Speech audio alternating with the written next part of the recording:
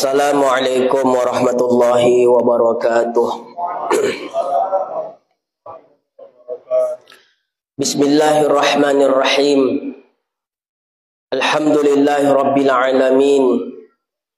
Allahumma salli wa sallim wa barik ala sayyidina Muhammadin wa ala alihi wa ashabihi ajmain. Subhanaka la ilma lana illa ma 'allamtana innaka antal alimul hakim. Rabbi shrah li sadri wa yassir li amri wahlul 'uqdatam min lisani yafqahu qawli. Allahumma rzuqna fahman nabiyyin wa hifdzal mursalin wa ilhamal malaikatil muqarrabin bi rahmatika ya arhamar rahimin. Wala haula wala quwata illa billahil aliyyil azim.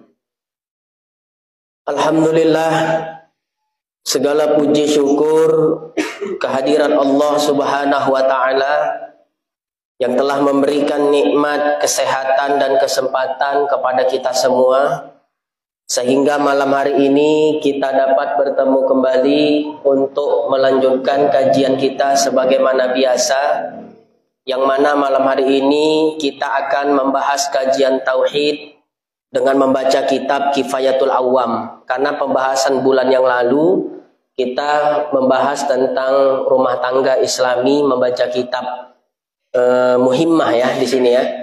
Muhimmah. Jadi malam hari ini jadwal kita adalah kajian tauhid kitab Kifayatul Awam. Sholawat beriring salam tidak lupa pula kita hadiahkan kepada junjungan kita baginda Nabi Muhammad sallallahu alaihi wasallam. Allahumma sholli wa sallim wa barik alaih. Mudah-mudahan dengan banyaknya kita bersolawat kepada beliau, kita termasuk salah satu di antara umatnya yang mendapatkan syafaat di hari akhir kelak. Amin ya rabbal alamin. Yang saya muliakan dan hormati para pengurus Badan Kenalziran Masjid Al-Falah, dan yang saya muliakan dan hormati tuan-tuan guru, para ustadz, ustazah, muallim, muallimah, para jamaah, bapak, ibu, hadirin wal hadirat rahimakumullah. Silakan buka kitab Kifayatul Awam. Kalau yang di Latin halaman 44 kitab saya. Judulnya Dalil Atas Barunya Alam. Kalau yang baru, kitab yang baru nggak tahu, ini punya saya yang cetakan lama. Tadinya saya bawa kitab Arab. Ya, karena jemaah banyak yang pakai Latin, ya udah samakan aja ya supaya nggak beda kitab guru dengan kitab yang mengaji. Sama nggak halamannya 44? Sama. 45. Dalil atas barunya alam 45 ya. Nah, kalau di kitab saya 44. Ini masih pembahasan tentang sifat wujud, sifat nafsiyah. Ya, bahwa pembahasan yang lalu dalil adanya Allah. Apa bukti? Apa dalil adanya Allah? Maka kita akan menjawab dalil atau bukti adanya Allah Subhanahu wa taala, adanya alam ini. Kan gitu kan? Alam semesta ini menjadi dalil, menjadi bukti adanya Allah. Maka ditanya lagi, bagaimana bisa menjadikan alam semesta ini sebagai dalil atau bukti adanya Tuhan? Ya, saya ulang lagi. Tadi kan ditanya, Tuhan itu ada apa enggak? Kita jawab tentu ada kan? Ya, nah, kita jawab pasti ada. Ada. Kemudian ditanya lagi, apa bukti adanya Tuhan?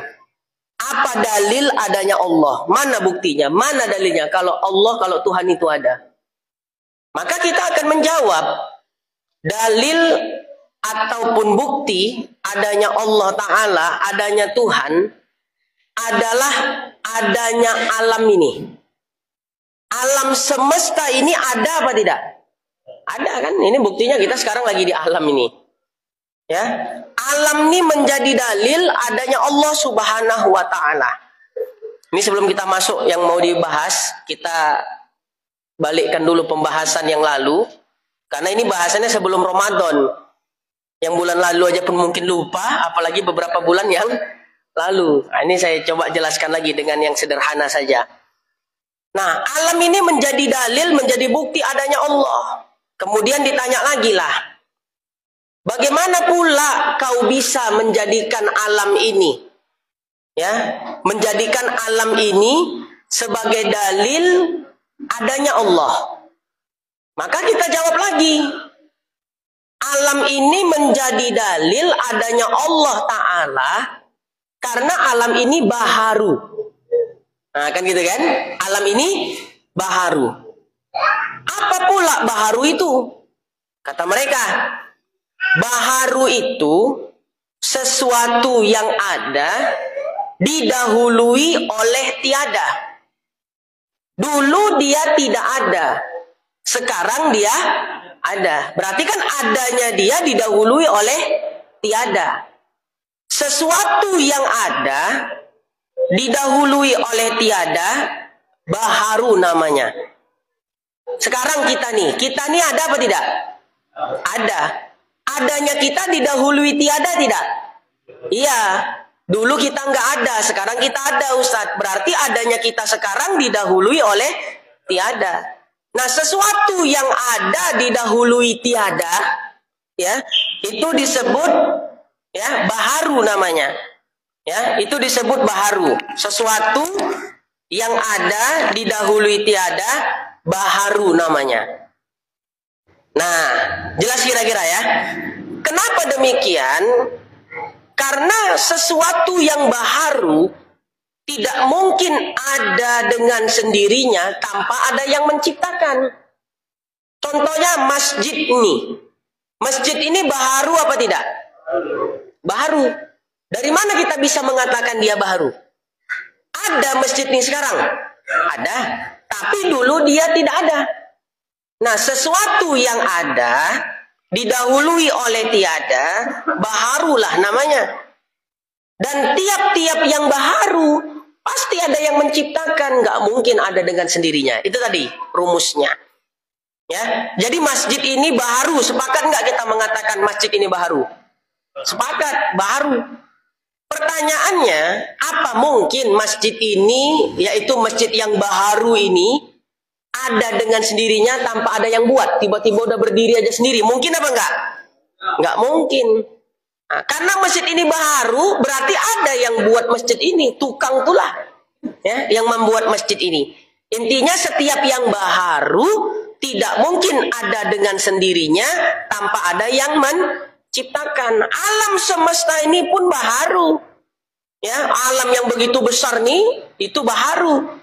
Maka nggak mungkin alam yang begitu besar yang baharu ini ada dengan sendirinya tanpa ada yang menciptakan. Nggak masuk akal itu. Dah, itulah kita kemarin pembahasannya sampai situ tuh. Dalil adanya Tuhan. Bukti adanya Tuhan. Nah, karena mereka penasaran, buat pertanyaan lagi. Kalau engkau, kalau Anda, kalau kamu menyatakan bahwasanya alam ini baharu, apa pula dalil baharunya alam ini? Nah, gitu. Paham nggak kira-kira? Tadi kan runtutan ceritanya gini. Kau percaya nggak Tuhan itu ada? Kita jawab, percaya. Tuhan itu ada. Ditanya lagi, apa buktinya? Apa dalilnya kalau Tuhan itu ada? Dalil atau bukti adanya Tuhan, adanya alam ini. Ya, adanya alam ini menjadi dalil, menjadi bukti adanya Tuhan. Muncul pertanyaan lagi, bagaimana engkau bisa menjadikan alam ini sebagai bukti adanya Allah, sebagai bukti adanya Tuhan? Kita jawab, karena alam ini baharu. Nah, ditanya lagi, apa buktinya? Apa dalilnya kalau alam ini baharu? Nah, itulah makanya belajar tauhid kita ini semuanya ada jawaban. Ya, agama kita ini agama dalil. Sampai tentang kebaharuan alam pun ada dalil. Beda dengan agama yang lain. Agama yang lain itu dogma. Ya. Esa 3, udah nggak usah kau tanya, percaya aja udah. Nah itu dogma. Dalilnya mana Esa itu tapi 3, dalilnya mana? Nggak usah pakai dalil. Pokoknya kau imani aja, itu dogma. Ya, agama dogma. Agama kita bukan agama dogma, agama dalil. Ya, makanya nggak ada agama serasional, ya, semasuk akal agama Islam, nggak ada. Makanya dalam kajian tauhid mau nanya apapun tentang Allah Ta'ala ada jawabannya. Ya, seperti kisah Syekh Arsad Tholib Lubis waktu berdebat di Porsea sama pendeta dari Amerika pada waktu itu. Ya, Syekh Arsad Tholib Lubis tahu? Siapa tuh? Salah satu pendiri Al-Jam'iyatul Al-Wasliyah. Ulama besar itu. Memang kepakaran beliau di bidang tauhid memang. Waktu terjadi perdebatan itu, salah satu jemaat dari sependeta mengajukan satu pertanyaan. Tapi menanyanya bukan malah kepada orang Islam. Nanyanya bukan ya bertanya kepada Syekh Arsad Tholib Lubis, tapi nanya kepada pendetanya sendiri. Ya, apa katanya? Bapak pendeta mohon jawabannya. Saya membaca di kitab-kitab kita bahwa Tuhan sebelum disalib menggunakan pakaian indah sutra dan menggunakan mahkota. Kenapa yang ada gambar-gambar di rumah kita itu tidak seperti itu? Maafnya tak berbaju. Yang nanya ini bukan orang Islam loh. Orang mereka sendiri. Apa jawabnya? Cukup ya. Cukup Anda percaya saya katanya. Ya, nggak ada jawaban. Ya, cukup Anda mengerti saya. Padahal pertanyaan kan masuk akal kan? Sebelum disalib menggunakan pakaian sutra mewah, kemudian menggunakan mahkota, tapi kenapa yang tertampak ya di lukisan-lukisan, di foto itu tidak seperti itu? Dijawab pendetanya, cukup Anda mengerti saya. Itulah yang saya maksud agama dogma. Tapi kalau kita mau nanya tentang Tuhan, tentang Allah Ta'ala, ada aja jawabannya. Karena agama kita agama dalil. Sampai kita katakan tadi, alam semesta ini baharu.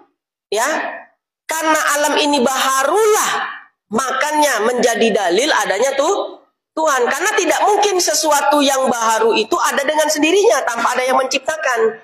Ditanya lagi, apa dalil baharunya alam? Ya, ada jawabannya. Inilah yang mau kita bahas nih. Ya, apa dalil baharunya alam? Kita lihat kitabnya. Bismillahirrahmanirrahim. Qala al-muallif rahimahullah wa nafa'ana bihi wa bi ulumihi fid dharaini amin ya mujibas sa'ilin. Wa amma dalilu ala hudusil alama. Ya.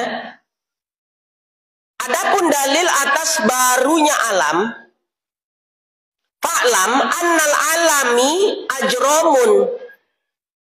Maka engkau ketahuilah bahwa alam ini terdiri dari ya ajrom.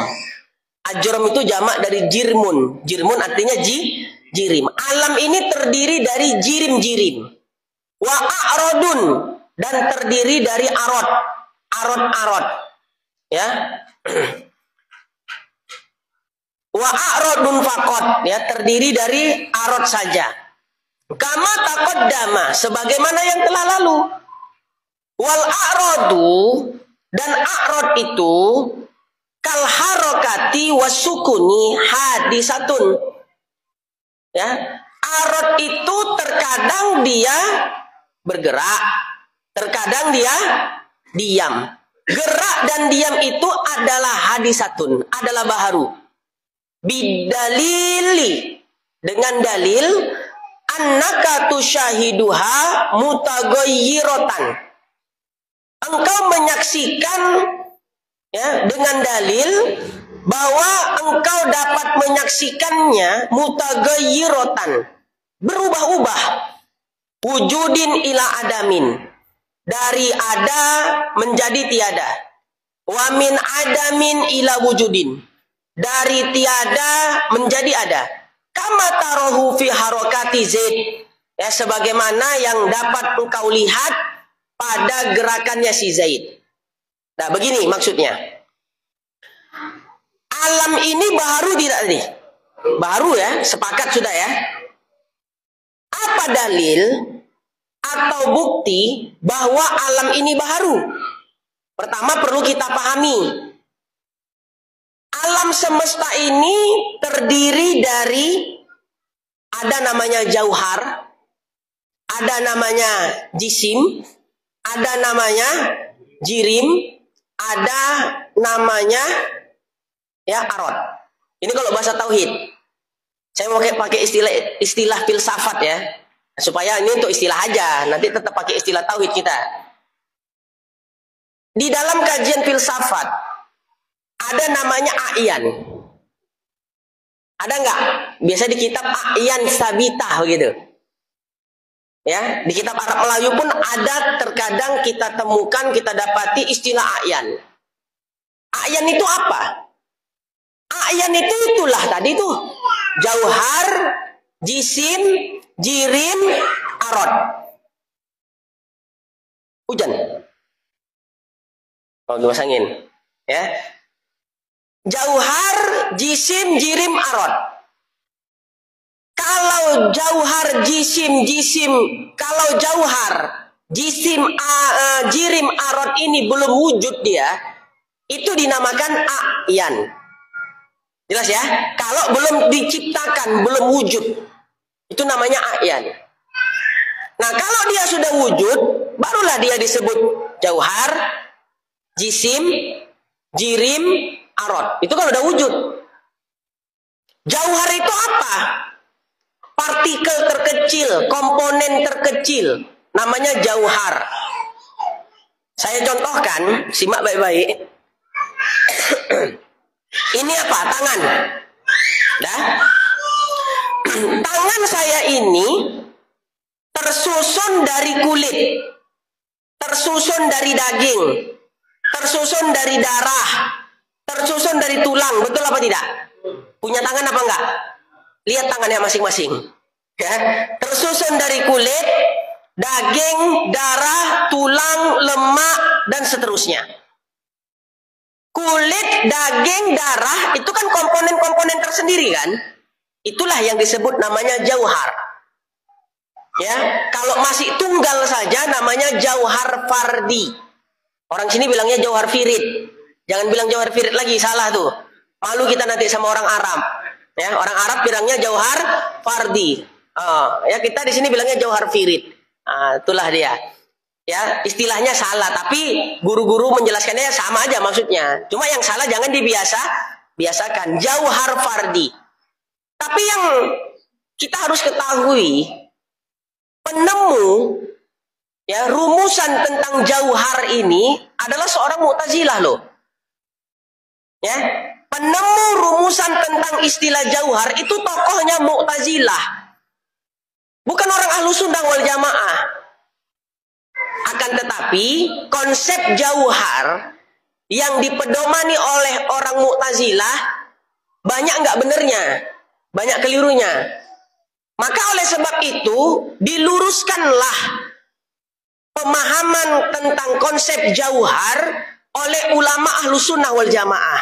Siapa yang mengonsepnya konsep jauhar itu sesuai dengan pemahaman Ahlussunnah wal Jamaah? Yaitu namanya Imam Abu Bakar Al-Baqillani dengan Imam Al-Juwaini. Nah, itulah dia.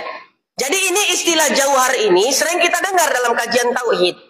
Tapi kita nggak pernah mendengar siapa penemunya. Penemunya tokoh Mu'tazilah. Nanti kita ngaji Aqidatun Najin ya, dan Sirajul Huda. Kalau nggak salah nanti ada menyinggung tentang Mu'tazilah. Nanti saya jelaskan riwayat Mu'tazilah itu. Yang berkembang di masyarakat, Mu'tazilah itu terbentuk pasca terjadi perdebatan antara Imam Asy'ari dengan Imam Al-Jubba'i. Itu yang masyhur kan?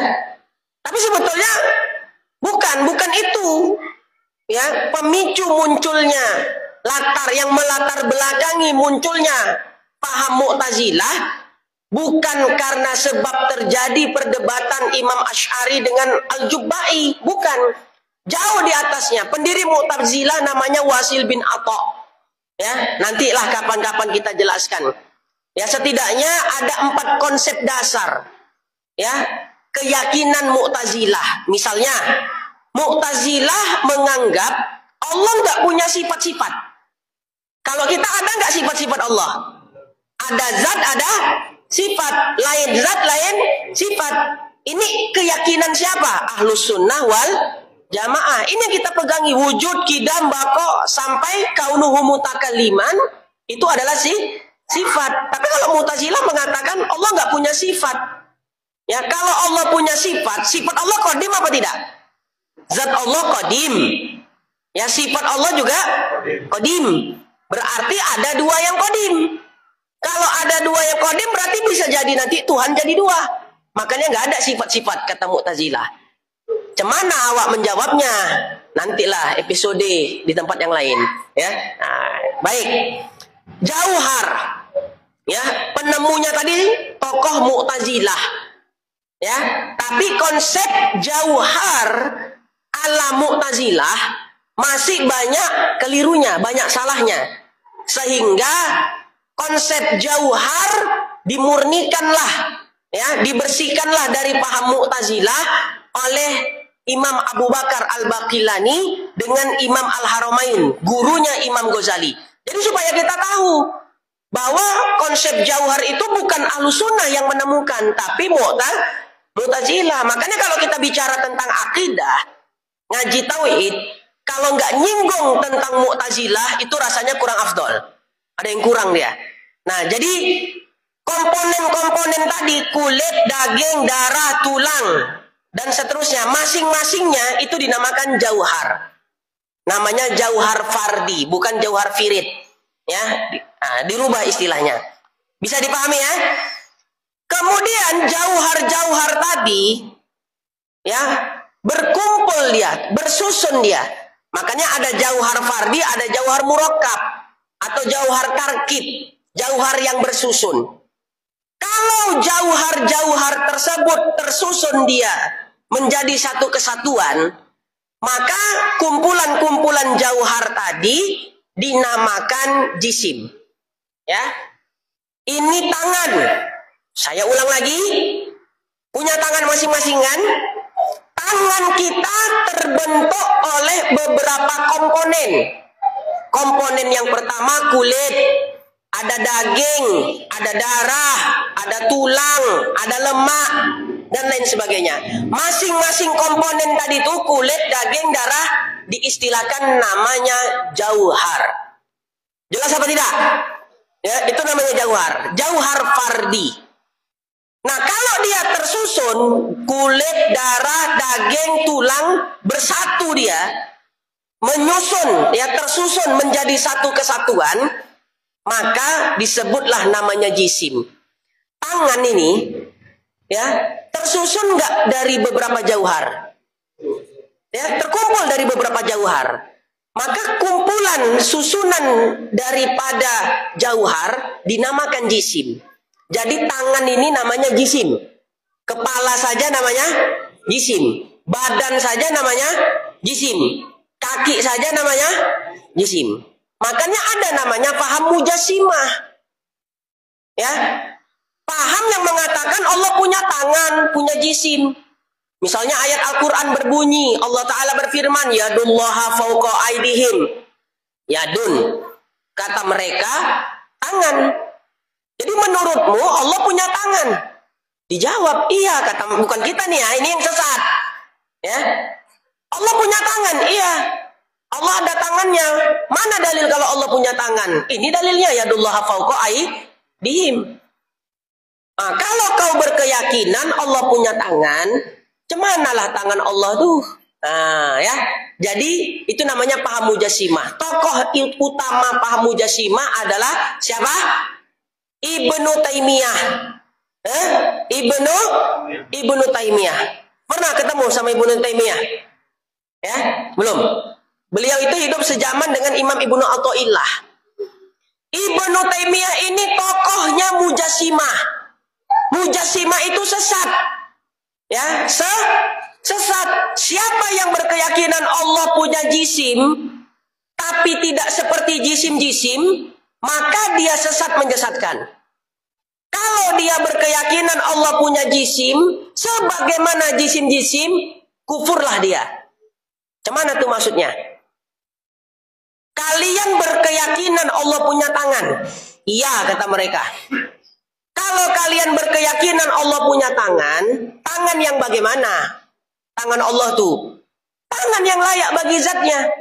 Berarti gak sama seperti tangan kita. Oh tidak, kami meyakini Allah punya tangan, tapi tidak seperti tangan kita. Ya, jadi tangan yang bagaimana? Tangan yang layak lah bagi zat Allah Ta'ala yang tidak kita ketahui hakikatnya. Tapi mereka tetap menetapkan adanya tangan, wajah, kaki bagi Allah Ta'ala. Itu kan jisim tadi kan? Wajah, tangan, kaki, jisim. Karena kumpulan dari beberapa jauhar. Sudah, itu namanya paham mujassimah. Kalau begitu, keyakinannya dia tidak sampai kafir. Ya, dia hanya sesat menyesatkan, nggak sampai kafir. Dan ini yang diambil pemahaman ini oleh Wahabi. Ya, kaum sumbu pendek. Ya, Salafi Wahabi. Mereka meyakini Allah punya tangan, tapi tidak, ya, mereka meyakini Allah punya tangan, tapi tangan yang layak bagi zat Allah, bukan seperti tangan kita. Mereka meyakini Allah punya wajah, tapi wajah yang layak bagi zat Allah, tidak seperti wajah kita. Mereka meyakini Allah punya kaki. Punya kaki, itikat mereka. Saya baca kitab-kitab mereka. Ya, tapi tidak seperti kaki kita. Ya, la haula wala quwata illa billahil aliyil azim, ya. Baik. Nah, itu kalau seperti itu tidak sampai kufur. Itulah yang dikatakan siapa yang meyakini Allah berjisim tapi tidak seperti jisim-jisim, maka sesatlah dia. Tapi kalau meyakini Allah berjisim sebagaimana jisim-jisim, kafir. Cuman tuh maksudnya Ustaz? Gini, kalian yakinkah keyakinan kalian tentang Allah gimana? Allah punya tangan, Allah punya kaki, Allah punya wajah, kata mereka. Wah, Allah punya tangan, punya kaki, punya wajah. Iya Ustaz, itu itikad kami, itu keimanan kami. Nah saya tanya, kalau boleh tahu wajah, tangan, kaki Allah itu seperti apa? Ya sebagaimana wajah kita, sebagaimana kaki kita, sebagaimana tangan kita. Kufur. Ya, Wahabi kayak gitu apa enggak? Jujur, Wahabi tidak seperti itu. Makanya kalau ditanya, gimana Ustaz hukum sholat berjamaah bermakmum dengan imam Wahabi? Nunjuk Ustaz bukan berarti Ustaz Wahabi ya. Gimana kira-kira hukumnya bermakmum kepada imam Wahabi? Sholat jamaahnya sah, ya tapi makruh, gak dapat pahala jamaah. Kalau ada yang bilang sholat berjamaah dengan imam, ya bermakmum kepada imam Wahabi, katanya sholat berjamaahnya tidak sah, tanya sama Ustaz tuh. Dari mana dasarnya nggak sah sholat berjamaah makmum dengan Wahabi? Ya karena mereka akidahnya mujassimah. Lah Ustaz, mujassimah itu berapa? Berapa bagian? Tanya. Ya mujassimah ya mujassimah aja lah. Ya udah Ustaz nggak usah ngurusin akidah. Ustaz ngurusin hadis, fikih. Orang kan ada spesifikasinya masing-masing gitu ya. Ulama kan ada gitu kan. Imam Syafi'i itu spesifikasinya di bidang fikih. Tapi bukan berarti nggak ngerti tauhid, nggak ngerti hadis. Cuma spesifikasinya di bidang fikih. Nah, seperti itu. Mujassimah itu nggak semuanya kafir. Ya, itulah tadi. Siapa yang menganggap Allah berjisim, tapi tidak seperti jisim-jisim, kafir apa enggak tadi? Tidak kafir. Ya, dolun mudillun, ahlul bid'ah. Tapi kalau meyakini Allah punya jisim seperti jisim-jisim, Allah punya tangan. Tangan yang macam mana? Ya macam tangan kita nih. Ah udah ijma' bil kufri. Ya, ijma' tentang kekafiran itu ulama udah ijma'. Nggak ada khilafiyah di situ. Maka ini perkara kafir mengkafirkan tolonglah hati-hati. Ya, kita walau nggak seneng dengan ya kelompok sumbu pendek, ya, jangan sampai gampang mengkafir-kafirkan ahlul kiblat. Mereka ahlul kiblat apa enggak? Ahlul kiblat. Jangan sembarangan mengkafirkan ahlul kiblat. Hati-hati. Ini konsep ahlus sunnah wal jamaah. Tidak sembarangan mengkafir-kafirkan ahlul kiblat. Ya, apalagi urusan kafir mengkafirkan ini fatal. Kalau kita menuduh orang kafir, orang yang kita tuduh ternyata tidak kafir, iktikadnya tuduhan kafir balik ke siapa? Balik yang menuduh. Ya, jadi hati-hati. Urusan kafir nggak kafir serahkan sama orang yang paham. Kalau urusan fikih ya mungkin masih ada khilaf. Ya, tapi urusan kafir mengkafirkan tanya orang yang paham. Ya, jangan sampai kita bilang Wahabi kafir, Wahabi kafir. Ada itu kelompok Ahlussunnah wal Jamaah juga, ya, gampang kali mengkafirkan Wahabi. Bahkan kita yang tidak ikut mengkafirkan Wahabi, kita juga dibilang kafir. Ada itu, yang nggak usah saya sebutlah nama kelompoknya. Ahlussunnah tapi dia kerasnya nggak menentu. Ahbash, kalau orang Arab bilangnya kelompok Ahbash. Siapakah kelompok Ahbash? Searching aja nanti di Google. Kalau di Indonesia apa namanya? Karena saya tahu daerah Kuala Tanjung nih, ya banyak juga yang terikut paham itu.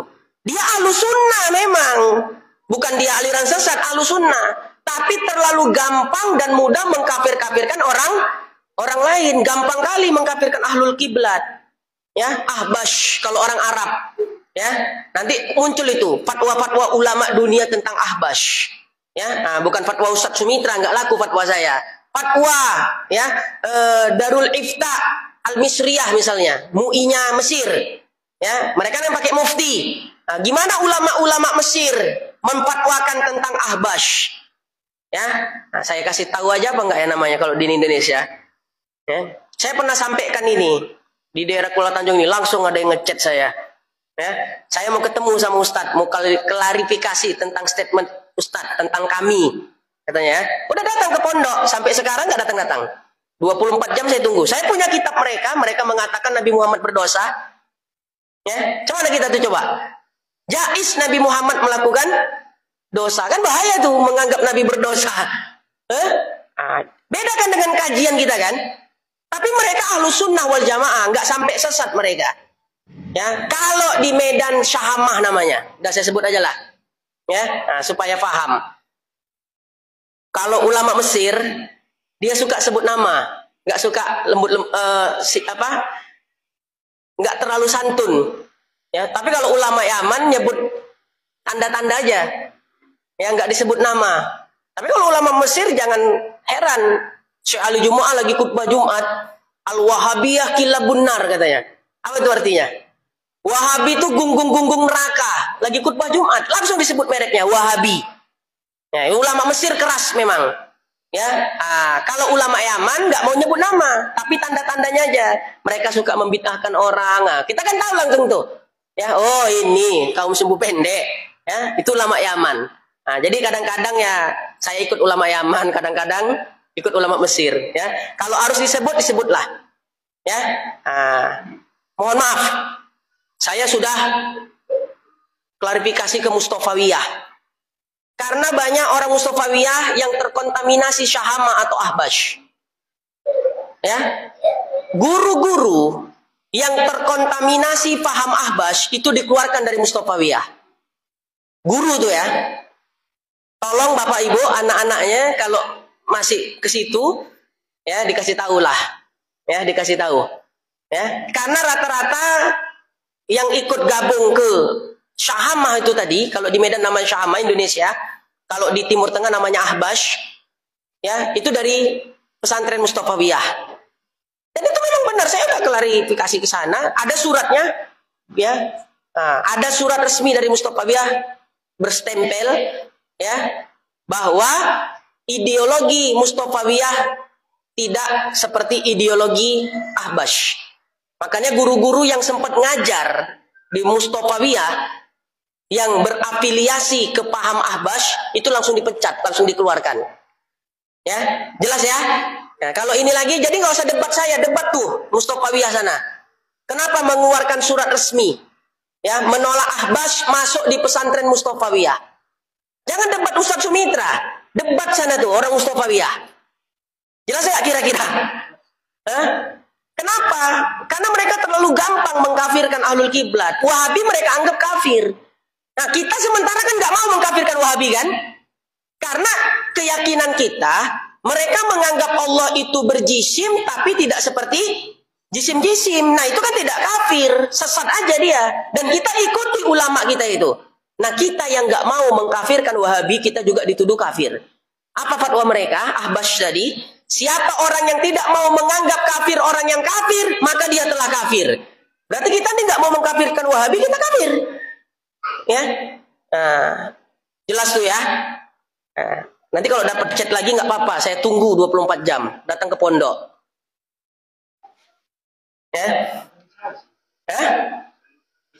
Ya gitulah, sejenis organisasi. Fatwa-fatwa ulama itu udah keluar tentang ahbash.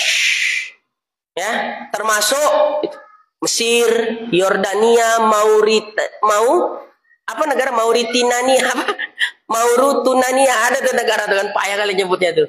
Ya, nah itu banyak ulama-ulamanya ya udah mengeluarkan fatwa. Bukan,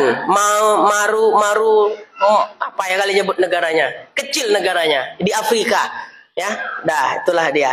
Jadi saya hanya memberikan informasi saja, ya, bahwa siapa guru yang sudah berafiliasi ke paham Ahbash di Mustafawiyah itu dikeluarkan, ya, dari paham Ahbash. Tidak diakui bahkan kalau mereka itu alumni Mustafawiyah, ya, Purba Baru. Hati-hati, ya, jangan debat saya sekali lagi, ya, datang dulu ke sana. Debatlah tuh, Syekh Mustafawiyah. Nah, kalau awak ini apalah, ya, butiran debu, ya, jangan debat saya, ya. Tapi kalau jauh kali ke sana saya tunggu di pondok 2 jamnya kan, ke Amplas kan, ya, nggak ada ongkosnya saya ongkosi nanti, ya, bawa kitab. Saya ada kitab-kitabnya, ya, dikirimin teman-teman lah memang, ya, seperti itu. Tapi mereka nggak keluar dari Ahlussunnah ya, mereka tetap Ahlussunnah wal Jamaah. Cuma terlalu ekstrim dalam urusan kafir mengkafirkan. Nah baik, jauhar, jirim. Udah dipahami tadi, jauhar itu apa? Jirim itu apa? Jadi wajah, tangan, badan, kaki namanya apa? Jisim. Karena dia kumpulan dari beberapa jauhar. Nah, kumpulan-kumpulan dari beberapa jisim dinamakan jirim. Kepala, badan, tangan, kaki. Kalau dia terpisah namanya jisim. Kalau dia berkumpul maka dinamakan jirim. Jadi diri kita nih dari ujung rambut ke ujung kaki apa namanya? Jirim. Bagus ya. Nah, zat. Makanya disebut namanya zat. Ya, kalau dalam istilah filsafat jirim atau zat itu namanya substansi. Arad itu namanya accident. Arad itu apa? Sifat. Sifat yang mensifati jisim dan jirim. Diri saya, jirim apa tidak tadi? Jirim apa tidak diri saya nih? Jirim. Diri saya ini tidak kosong dari arad. Arad itu sifat. Gerak, diam, itulah arad. Diri kita, diri saya, apakah mungkin kosong, sunyi dari diam dan bergerak? Gak mungkin kan? Gak mungkin diri saya ini kosong dari gerak dan diam dalam satu waktu bersamaan. Gak mungkin. Mustahil. Diri kita ini kalau dia tidak bergerak berarti dia diam. Kalau dia tidak diam berarti bergerak. Berarti diri kita nih, jirim, zat, tidak akan mungkin kosong dari diam dan gerak dalam satu waktu bersamaan. Dia pasti bersifat dengan satu sifat. Kadang dia diam, kadang dia bergerak. Nggak mungkin kosong dari diam dan gerak, nggak mungkin. Tisu ini diam apa bergerak? Diam. Berarti nggak kosong dari namanya jauh arad. Arad tadi adalah sifat. Jadi jirim, ya, arad melazimi zat.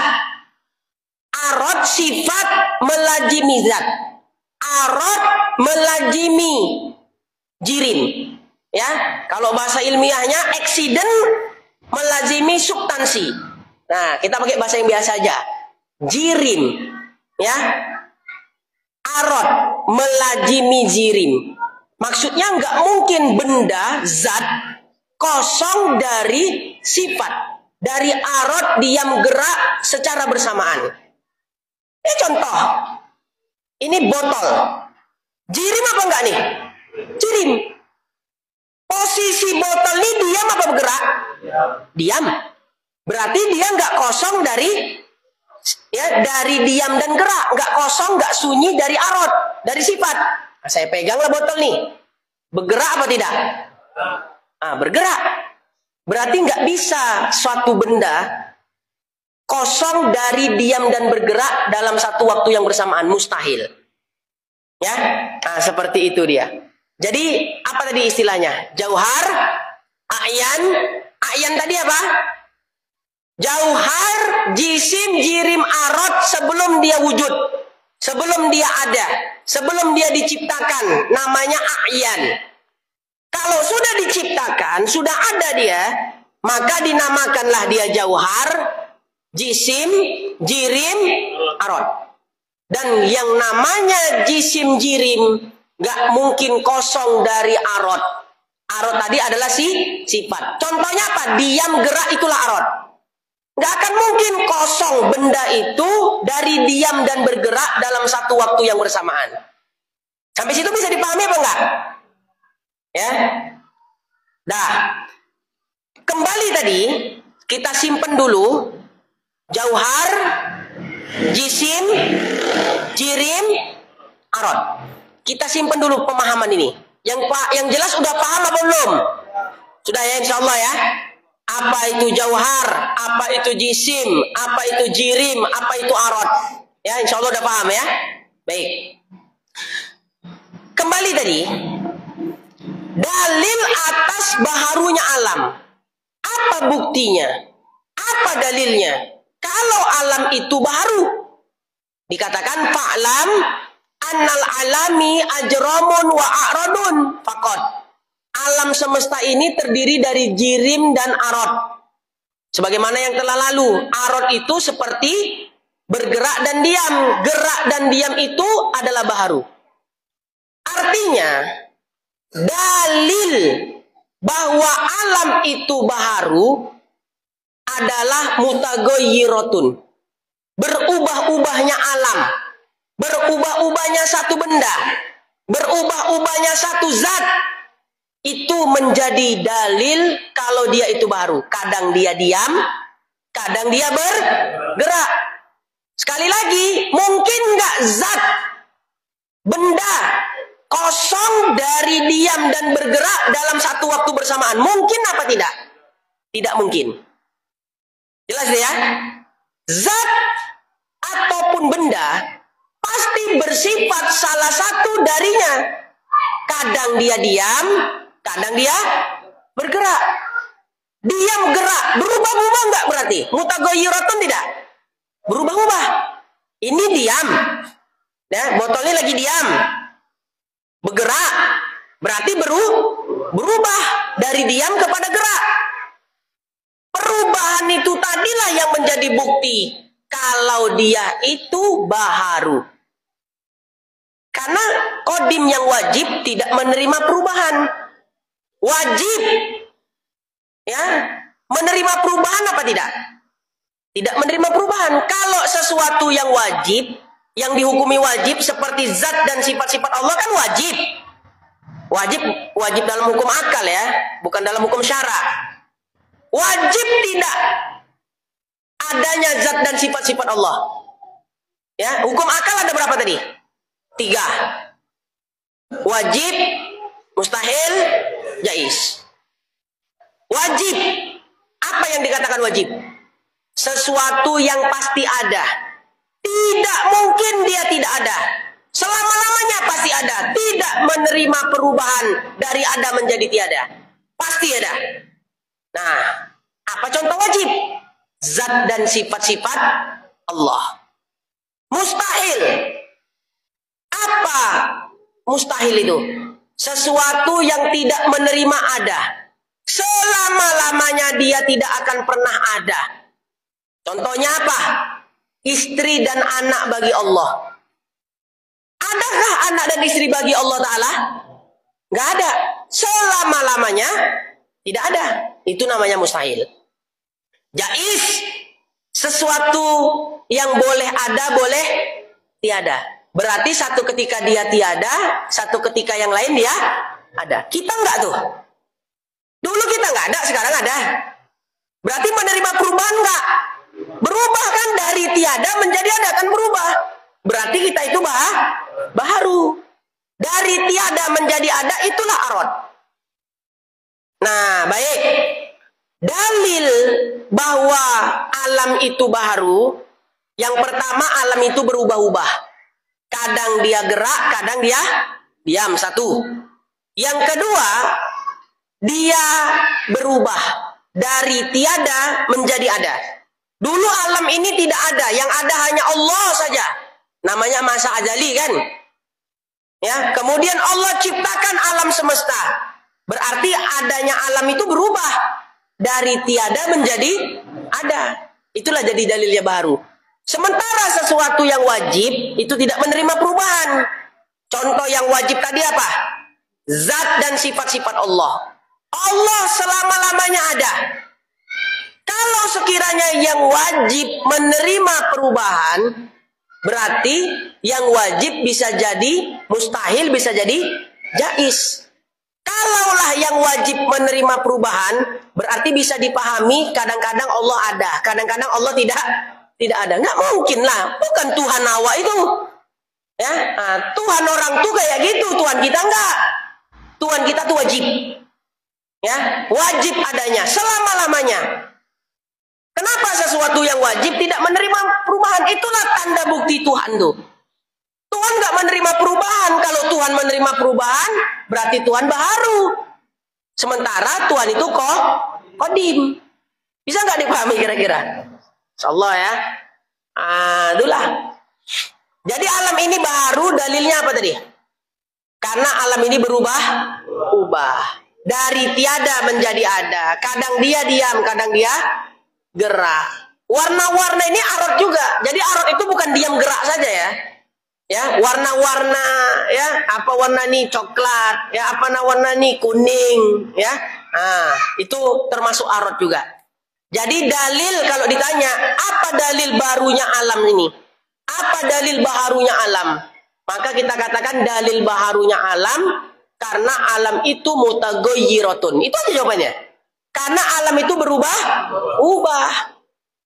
Sementara yang wajib tidak ubah. Itulah dia. Arad melazimi jirim. Sifat melazimi zat. Gak akan mungkin terpisah antara sifat dengan zat. Makanya Mu'tazilah tadi nih. Sedikit aja tapi nih. Apa kata Mu'tazilah tadi? Allah nggak punya sifat-sifat. Yang ada hanya zat. Mereka tidak mengingkari Allah Maha Kuasa, Allah Maha Berkehendak, Allah Maha Berilmu. Nggak mereka ingkari, mereka imani itu. Mereka juga berkeyakinan Allah Maha Kuasa. Allah Maha Kuasa dengan zatnya. Kalau kita Allah Maha Kuasa dengan sifat kudrohnya. Allah Maha Berkehendak. Allah Maha Berkehendak dengan zatnya. Mu'tazilah. Kalau Ahlussunnah wal Jamaah Allah Maha Berkehendak. Allah Maha Berkehendak dengan sifat iradahnya. Allah Maha mengetahui. Ya, Allah Maha mengetahui dengan zatnya, bukan dengan sifat. Mu'tazilah. Kalau kita Allah Maha mengetahui, ya, Allah Maha ketahui dengan sifat ilmunya. Argumentasi yang dibangun oleh Mu'tazilah, zat Allah qadim, sifat Allah qadim. Ini iktikad siapa ini? Zat Allah qadim, sifat Allah qadim. Keyakinan siapa? Ahlussunnah. Kata Mu'tazilah, ecek-eceknya saya jadi Mu'tazilah. Ya, makanya kalau bicara tauhid sama saya bisa berubah-berubah dia. Ente mau jadi saya Wahabi kah? Bisa. Mungkin pun ente kalau debat sama saya jadi Wahabi kalah juga ente. Kan? Itulah dia. Anggap saya ini Mu'tazilah. Kata Mu'tazilah, kalaulah ada zat, ada sifat yang kedua-duanya sama-sama qadim, berarti adalah Tuhan berbilang. Berbilanglah Tuhan itu. Karena dalam pembahasan qadim, ya, tidak ada yang qadim kecuali zat Allah kan. Kalau ada selain Allah qadim, berarti dia Tuhan. Nah, zat qadim, sifat Allah qadim, berarti berbilanglah yang qadim itu. Maka berkonsekuensi, berakibat, ya, akan ada beberapa Tuhan. Makanya Mu'tazilah menolak Allah punya sifat-sifat. Itu alasan mereka. Masuk akal nggak kira-kira? Masuk akal apa enggak? Tapi jangan jadi Mu'tazilah nanti dia habis ngaji nih. Ini Mu'tazilah nih, bukan Ahlussunnah wal Jamaah. Masuk akal memang. Ya, masuk akal. Ya. Kita jawab. Ketika kita mengatakan Allah punya sifat kudroh, Allah punya sifat iradah, tentu makna kudroh dengan iradah itu berbeda. Jadi sifat itu makna, menunjukkan makna saja, bukan menunjukkan zat. Saya contohkan misalnya, si Zaid, ya, memiliki sifat ganteng, ya, kemudian berilmu, ya, ganteng, berilmu, apalagi sifatnya lagi kira-kira? Pengasih, ya, penyayang. Nah, siapa yang punya sifat ini tadi? Si Zaid. Ya, pertanyaan saya, ketika dikatakan si Zaid memiliki sifat ganteng, berilmu, pengasih, penyayang, ya, apakah sifat-sifat ini tadi wujud nggak dia kira-kira? Ya? Tidak kan? Yang wujud siapanya? Si Zaidnya. Nah, jadi tidak seperti yang dipahami Mu'tazilah ketika dikatakan Allah, zat Allah, sifatnya kudro, iradah, seterusnya. Seolah-olah jadi ada dua, ya, yang wujud. Ya, tidak seperti itu. Ya, dipahami Mu'tazilah itu seperti itu. Kalau kayak gitu, yalah konsekuensinya nanti bisa berbilang Tuhan. Padahal kita mengatakan Allah punya sifat-sifat, sifat-sifat itu sebatas makna saja. Yang wujud ya tetap zatnya Allah itu. Sama seperti Zaid tadi misalnya. Zaid punya sifat ramah, ya, punya sifat alim, ya, penyayang. Yang wujud si Zaid dan sifat-sifat ini, ataukah yang wujud, yang nampak hanya si Zaidnya saja? Yang mana coba jawab? Yang wujud si Zaidnya aja, sifat-sifatnya itu tidak. Dia memang menjadi satu kesatuan dengan diri zat. Tapi bukan berarti ini zatnya Zaid, ini zat sifat, ini zatnya penyayang tadi, berilmu, ramah, kan tidak. Ya, jadi argumentasi Mu'tazilah itu tidak bisa dibenarkan. Ya, nanti kapan-kapan akan kita bahas secara detail. Jadi sifat itu bukan menunjukkan zat yang berbeda dengan diri zat itu sendiri, tidak. Sifat-sifat itu adalah berupa makna. Kita ini kan banyak sifat-sifat kita malas, ya kan? Nah, kalau ngaji ngantuk, ya. Malas, rajin, sifat apa enggak? Yang wujud orangnya apa sifatnya? Yang nampak orangnya kan? Ya, bukan rajinnya, bukan malasnya. Cuma memang rajin malas itu merekat pada dirinya si Zaid. Tapi bukan berarti pemahamannya jadi ada dua zat, si Zaid dan sifat-sifat itu tadi, enggak begitu. Kalau Mu'tazilah menganggapnya ini zat, wujud sifat. Makanya berarti ada dua yang kodim katanya. Enggak begitu maksudnya. Ya. Sama seperti arad melazimi apa tadi? Jirim. Arad tadi baharu apa tidak? Arad. Kenapa arad itu baharu? Karena arad itu berubah. Kadang dia diam, kadang dia bergerak. Itu namanya arad, sifat. Karena dia berubah-berubah, maka dia disebut baharu. Arad ini melazimi bagi zat. Maka zat yang dilazimi oleh arad ini, zatnya itu juga baharu. Kenapa dia baharu zatnya? Karena dia dilazimi, tidak terpisah maksudnya dengan arad. Arad itu baharu, sementara arad itu tidak terpisah dengan diri zat. Maka zat yang disifati dengan arad yang baharu, zat itu juga baharu. Sifat Allah itu qadim. Ya, melazimi bagi sifat. Ada zat, ada sifat, dan sifat Allah itu berdiri pada zat. Nah, karena zat Allah qadim, ya udah pastilah sifat itu juga qadim. Bukan pemahamannya ini zat, ini sifat, ya dua-duanya qadim menjadi zat tersendiri seperti paham Mu'tazilah. Tidak seperti itu. Ya, itu jawaban singkat untuk menolak paham Mu'tazilah. Inilah ngaji tauhid nih. Ya, mudah-mudahan bisa dipahami.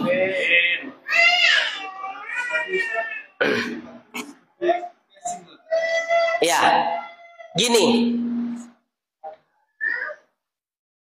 Apa yang saya pegang nih? Tisu. Apa warna dia?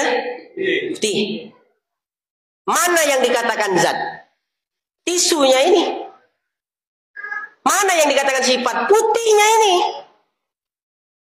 Jelas? Putih itu, kita nggak bisa tahu ini putih. Ya, putih tadi sifat apa zat? Sifat. Kita nggak tahu ini putih. Ya, kita nggak tahu ini sifat. Kalau sifat itu tidak berdiri pada zat. Jadi arad ataupun sifat nggak bisa berdiri sendiri. Sifat mesti menumpang kepada zat. Karena kalau sifat tidak menumpang kepada zat, maka kita nggak tahu sifat itu. Putih ini sifat. Kalau dia tidak menumpang pada zat tisu ini, tak akan kita ketahui putih dia. Makanya nanti harusnya tadi, kalau panjang waktunya, saya mau menjelaskan matolibus sab'ah dalam ilmu tauhid. Ya, kalau bahas sifat wujud, itu bahas matolib sab'ah. Di dalam kitab Kifayatul Awam ada itu matolib sab'ah. Coba lihat di lembaran berikutnya. Ada nggak? Tapi kayaknya nggak bisa kita bahas malam ini, nggak cukup waktunya. Ada? Nah, lihat lagi halaman berikutnya. Catatan, ada nggak? Ada nggak catatan? Halaman berapa? 50. Berkata Syekh Ibrahim Al-Bajuri bahwa matolib sab'ah itu tidak dapat diketahui kecuali oleh orang-orang yang rosih. Ya, rosihuna fil ilmi, kalau bahasa Arabnya, yang mendalam ilmunya. Ya, artinya tentang arad-arad tadi, kan saya bahas tadi gini, arad mungkin nggak berdiri sendiri tanpa zat, nggak bisa kan? Arad pasti numpang kepada zat. Apa warna dinding ini? Putih. Ya, zat itu mana? Dindingnya. Putih itu adalah sifatnya. Nggak akan kita tahu ini putih kalau dia tidak berdiri pada dinding, tidak menumpang pada dinding. Itulah sifat arad tadi. Jadi arad tidak mungkin berdiri sendiri. Arad pasti berdiri pada jirim, pada zat. Nah itu termasuk namanya matolib sab'ah. Ada 7 dia tentang pembahasan arad. Dan dikatakan di dalam kitab Kifayatul Awam dan Fathul Majid, ya, hanya orang yang rosikhuna fil ilmi, orang yang ilmunya mendalamlah dalam perkara ilmu tauhid, yang dapat menguasai tentang matolib sab'ah. Nah, seharusnya tadi mau saya jelaskan tentang matolib sab'ah, tapi udah jam 10. Ya, nah, udah dijelaskan, paham, berarti masuklah ilmu kita mendalam. Ya. Karena banyak loh orang yang sesat loh, gara-gara perkara ini. Contoh, bau, ada minyak wangi, pinjam.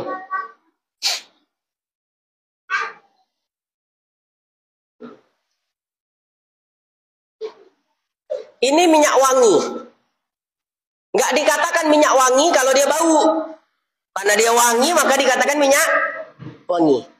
Kalau kita dekatkan, ya, kita dekatkan minyak wangi ke hidung, tercium nggak aroma wanginya? Saya mau nanya, mana yang dikatakan zat? Bagus, minyaknya. Wanginya? Sifat.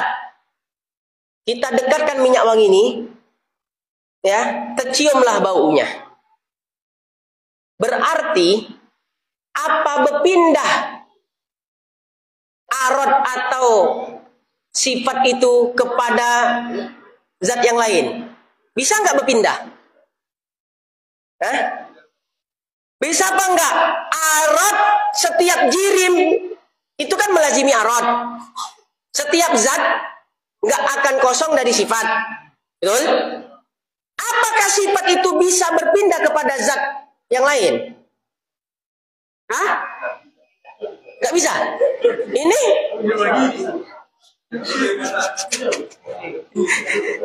zatnya tadi minyak wanginya kan? Dah, ini zat saya. Zat saya, zat minyak wangi. Asalnya bau harum itu kan sifat yang berada pada minyak wangi tadi. Saya hirup. Zatnya saya pun menyium wanginya. Pertanyaan saya, apakah berpindah sifat pada minyak wangi tadi, harum itu tadi, ya, kepada diri saya? Bisa nggak sifat itu berpindah pada zat? Oh enggak, kalau enggak ini pindah, coba cium. Ya, kalau bilang enggak mau kita cium.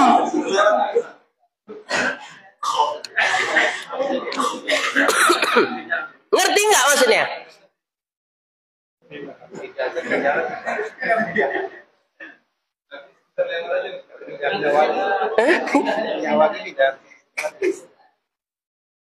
Itu perdebatan yang rumit dalam ilmu kalam. Makanya dikatakan tadi, itu masuk matolibus sab'ah tadi. Tidaklah orang yang menguasai matolibus sab'ah illa rasikhuna fil ilmi, kecuali orang yang betul-betul mendalam ilmunya. Ya, dicium, ya kan tadi udah jelas. Mana zat minyak? Ini kan minyak wangi. Wangi nggak dia? Wangi. Wangi itu sifat. Berarti zatnya adalah minyak wangi. Wangi adalah sifat. Nah, pertanyaannya, bisa nggak sifat berpindah kepada zat yang lain? Wah, khilafiyah, ya kan? Terjadi perbedaan pendapat ya.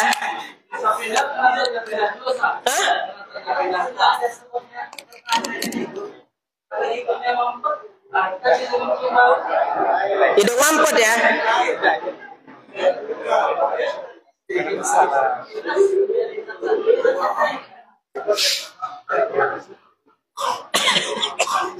Dan saya kasih PR aja tuh ya.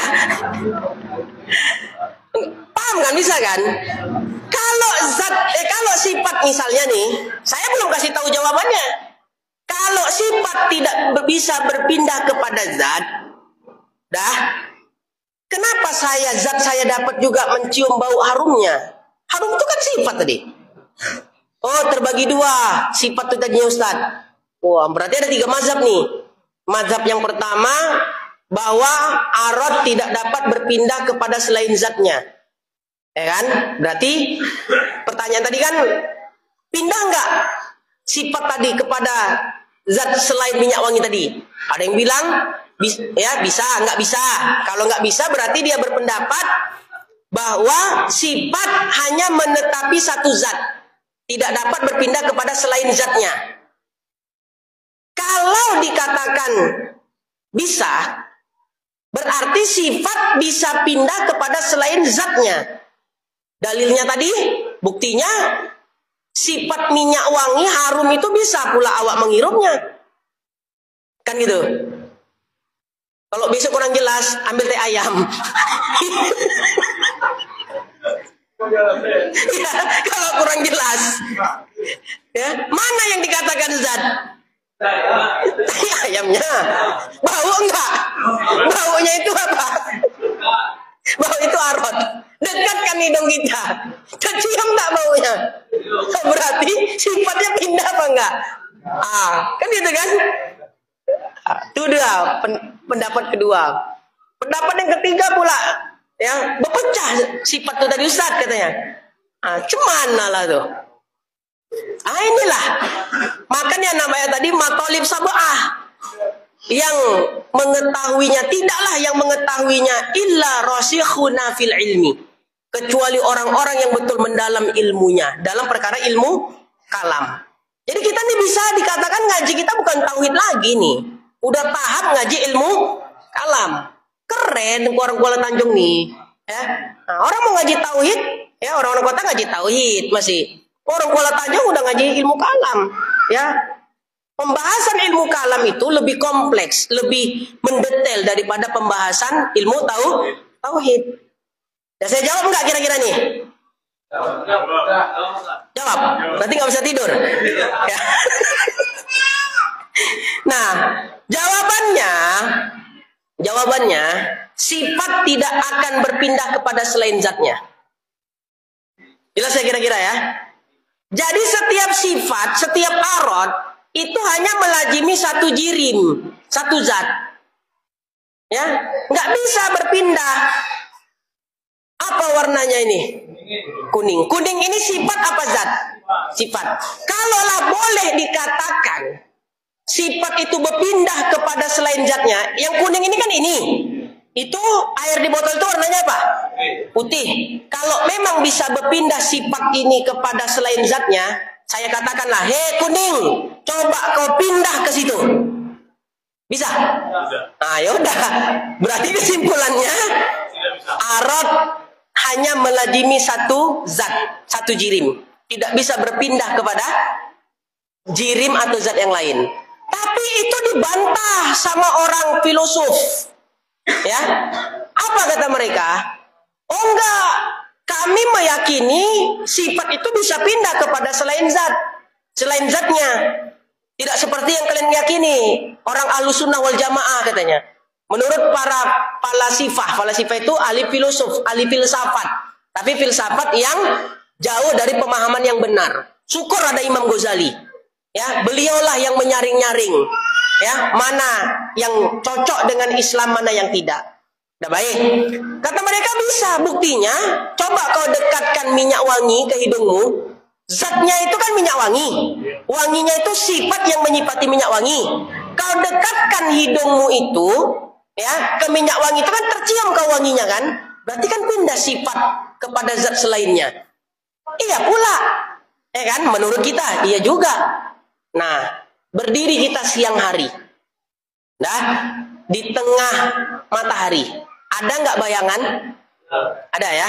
Bayangan kita pasti wujud. Apa bisa zatnya kan diri kita. Bayangan itu adalah sifat.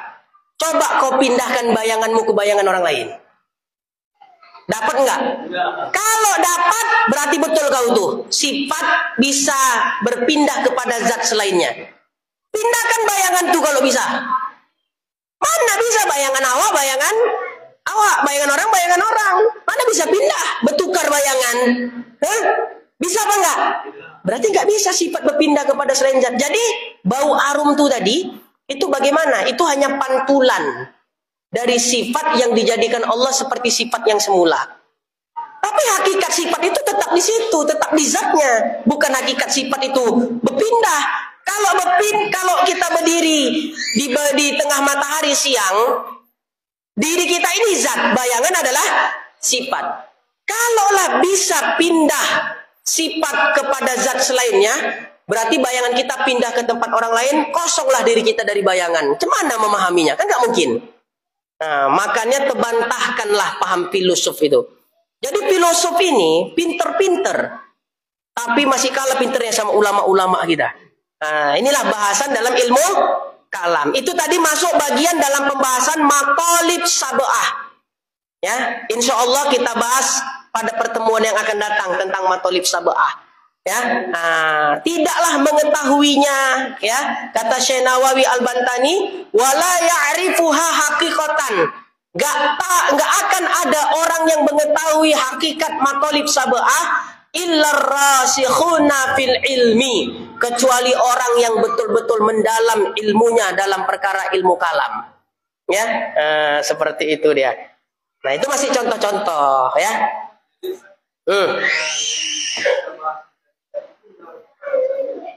Kenapa? Sifat. Sifat yang baharu. Sifat itu kan ada dua. Sifat yang qadim dengan sifat yang baru. Sifat yang baru berarti sifat kita kan? Sifat alam. Sifat yang baharu berdiri, lengket dia pada zat. Nah, macam putih nih. Nah, ini kan tisu ini warna putih. Mana zat tadi? Tisunya. Putihnya ini adalah sifat. Putih ini lengket pada zat. Ini sifat yang baharu. Kalau sifat Allah Ta'ala yang qadim, sifat Allah Ta'ala itu tidak seperti sifat baharu. Sifat baru nempel lengket pada zat. Tapi sifat-sifat Allah tidak lengket pada zat. Tidak molokap kata Pak Isa ya. Tidak lengket dia. Jadi sifat Allah tidak di atas zat, tidak di bawah zat Allah, tidak di atas zat Allah, tidak di depan zat Allah, tidak di belakang zat Allah, tidak di kanan zat Allah, tidak di kiri zat Allah, tidak lengket sifat Allah pada zatnya.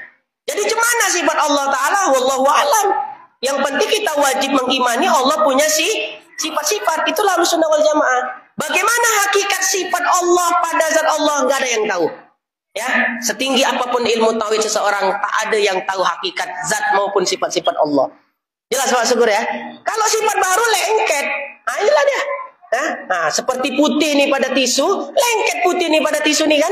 Nah, tapi kalau sifat Allah yang qadim, tidak kita ketahui hakikat berdirinya sifat pada zat. Ya, itu aja bedanya. Allahu Akbar. Kurasa makanya malas orang mengaji tauhid nih.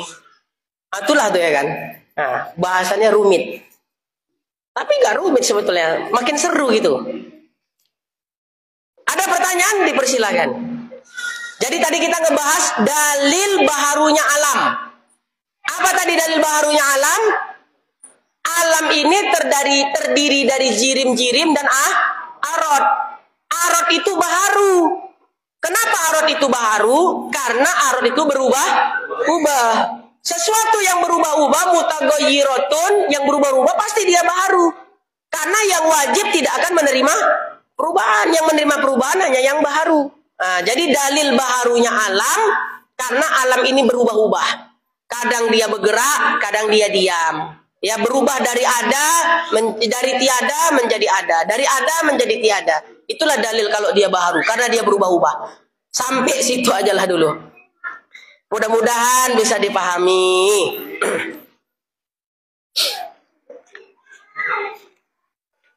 Ada pertanyaan ya, Ustaz?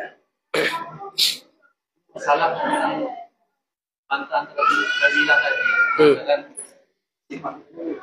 Ya, Allah tak punya sifat. Alasan sama-sama batin berarti ta'addud al-qudama, berbilangnya ta'addud al-qudama istilahnya, betul. Dulu saya sering ikutin perdebatan dengan Fadilah, bahas Asy'ari Imam. Dia punya bantahan terhadap Fadilah, mau koreksi. Contohnya Allah punya sifat ilmu. Allah alimun bi'ilmi. Allah itu tahu dengan ilmunya. Ahlussunnah itu ya kan? Betul. Wal ilmu sifatun qaimatun zaidatun ala zat. Sifatnya itu berdiri tambahan untuk zat. Zaidah. Tapi laisa dia zat. Iya. Sifat itu bukan zat.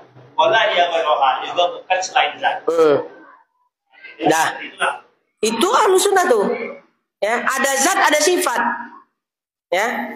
Beda zat, beda sifat. Enggak sama.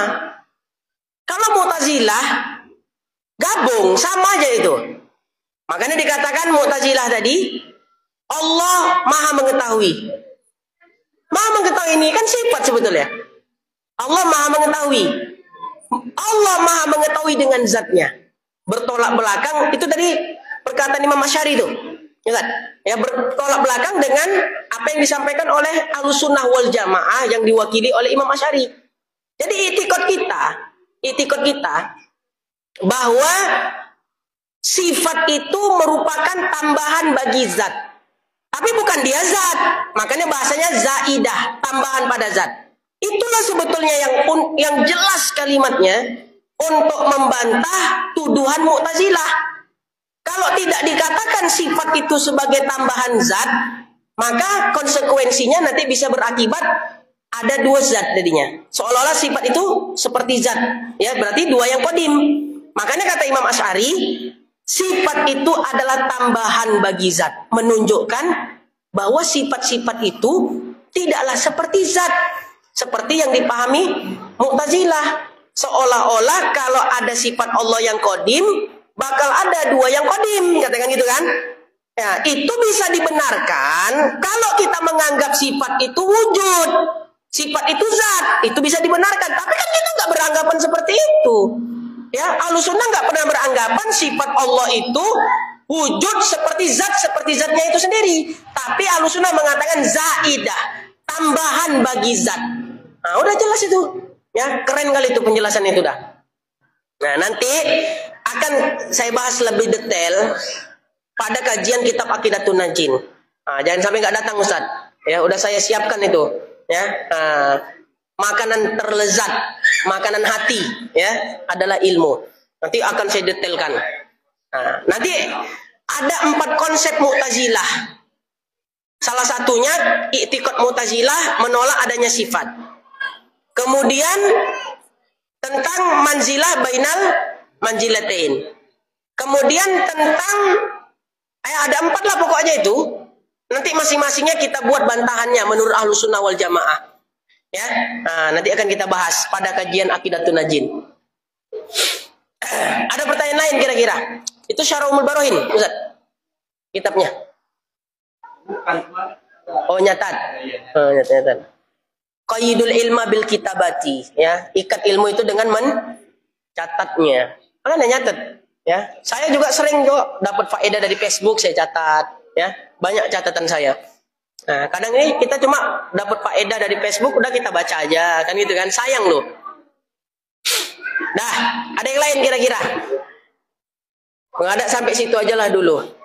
Ya, insyaallah kita ketemu bulan yang akan datang dengan kajian kitab Muhimmah.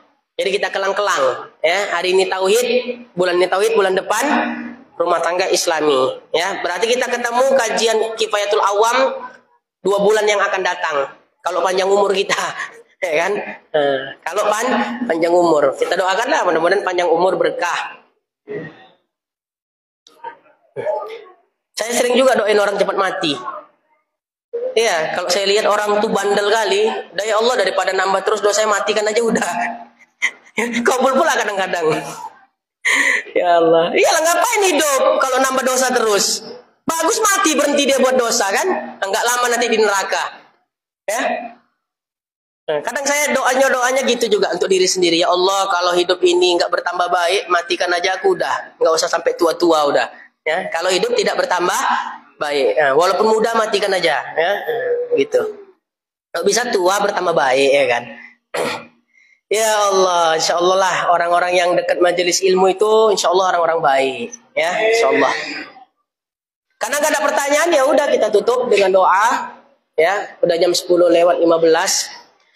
Mudah-mudahan yang kita sampaikan pada malam hari ini menambah perbendaharaan ilmu kita, terutama menambah keyakinan kita tentang Allah Subhanahu Wa Taala, tentang keimanan, ya. Jangan jera untuk ngaji tauhid. Hari ini kita nggak dapat, mungkin ngaji yang minggu depan, bulan depan baru kita paham. Jangan karena ngaji sekarang nggak paham, udah nanti nggak ngaji-ngaji lagi. Itu tipu daya setan itu, ya, tipu daya setan. Terus aja ngaji, ya, terus. Hari ini nggak paham, ya, kita insya Allah mudahan paham di bulan yang akan datang. Orang yang paham hari ini bisa jadi pertemuan berikutnya malah nggak paham dia. Kita yang nggak paham hari ini bisa jadi pertemuan berikutnya kita paham. Intinya ngaji sampai mati. Hidup ini adalah untuk ngaji. Kalau nggak untuk ngaji, untuk apa lagi? Ya, itu aja. Bismillahirrahmanirrahim. Alhamdulillahirabbil alamin. Hamdan yuafi ni'amahu wa yukafi'u mazidah. Ya Rabbana lakal hamdu kama yanbaghi li jalalika wajhikal karim wa 'azimi sultanik. Allahumma shalli wa sallim wa barik ala sayidina Muhammadin wa ala alihi wa sahbihi ajma'in. Allahumma ighfir lana dzunubana wa liwalidina warhamhuma kama rabbawna shighara. Rabbana zidna ilma warzuqna fahma wa amalan sholiha. Rabbana atina fid dunya hasanah wa fil akhirati hasanah wa qina adzabannar. Wa sallallahu wasallam alaihi walhamdulillahi rabbil alamin. Taqabbalallahu minkum. Wa minkum taqabbal ya karim. Assalamualaikum warahmatullahi wabarakatuh.